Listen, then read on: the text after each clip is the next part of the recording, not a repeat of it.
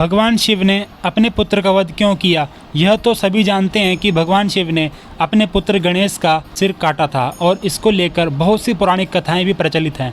ऐसा कहा जाता है कि जब उनके पुत्र गणेश ने उन्हें माता पार्वती से मिलने के लिए मना कर दिया, क्रोध में आकर महादेव ने अपने पुत्र गणेश का सिर काट दिया था। लेकिन इसके पीछे एक और बड़ा कारण था महादेव को मिला श्राप, जिसकी वजह से उन्होंने अपने ही पुत्र को पीड़ा पहुंचाई। आखिर क्या था वह श्राप जिसकी वजह से भगवान शिव को पुत्र गणेश का सिर काटना पड़ा? चलिए जानते हैं। शिव पुराण के अनुसार महादेव के दो भक्त थे, माली और सुमाली, जो बाद में जाकर राक्षस बने थे। वे दोनों स्वर्ग पर अधिकार करना चाहते थे और सूर्यदेव ऐसा होने नहीं दे सकते थे। इसलिए सूर्यदेव और इन राक्षसों के बीच युद्ध हो गया। स्वर्ग को राक्षसों से बचाने के लिए सूर्यदेव ने अपनी तेज शक्ति का प्रयोग किया।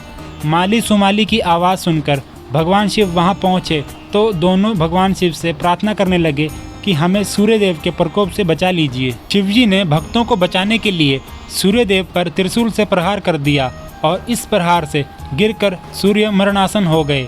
अपने पुत्र सूर्यदेव को उस अवस्था में देख महर्षि कश्यप ने क्रोध में आकर भगवान शिव को श्राप दे दिया कि जिस प्रकार तुमने मेरे प्रिय पुत्र को मारा है, ठीक उसी प्रकार तुम भी अपने पुत्र को खुद मारोगे।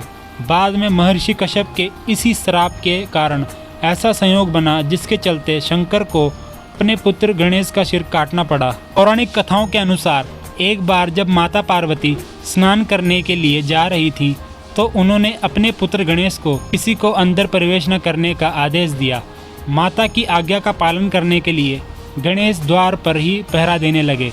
इसी दौरान भगवान शिव माता पार्वती से मिलने के लिए आए, लेकिन गणेश जी ने उन्हें अंदर प्रवेश करने के लिए मना कर दिया। शिव जी ने पुत्र गणेश से कितनी बार रास्ते से हटने का आग्रह किया, लेकिन गणेश जी नहीं माने। इससे भगवान शंकर बहुत क्रोधित हुए। अंत में आकर उन्होंने अपने त्रिशूल से गणेश का मस्तक शरीर से अलग कर दिया। बाद में माता पार्वती भवन से बाहर आईं तो अपने पुत्र को इस अवस्था में देख बहुत क्रोधित हुई। भगवान शिव को जब पता चला कि गणेश उनके ही पुत्र थे, जिसके बाद उन्हें बहुत पछतावा हुआ। माता पार्वती के क्रोधित होने पर उन्होंने गणेश के शरीर पर एक हाथी का मस्तक लगाकर जीवित कर दिया।